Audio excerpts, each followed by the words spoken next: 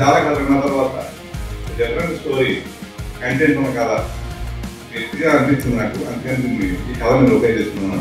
ఈ కథకి ఈ సినిమాకి ధైర్యం కిరణ్ గారు చాలా ఎఫర్ట్స్తో కూడుకున్న ప్రాజెక్ట్ అండి. రీసెర్చ్ కానీ ఒక 80s టైం నాటి ఒక ప్రోడక్ట్ కానివ్వండి.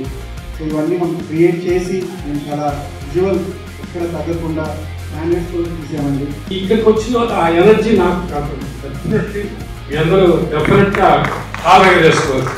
కిరణ్ పౌరం గారికి ఈ జన్మదినం నుంచి కొత్త లైఫ్ సినిమా ఇండస్ట్రీకి సంబంధించి రేంజ్కి ఈ జన్మదినం స్టార్ట్ అవుతుంది. తెలుగు సినిమాని అభిమానించే ప్రతి ఒక్కరు అరే మా తెలుగు నుంచి వచ్చిన ఇంకో మంచి కంటెంటర్ అని చెప్పుకునే సినిమా అయితే ఖచ్చితంగా అవుతుందండి.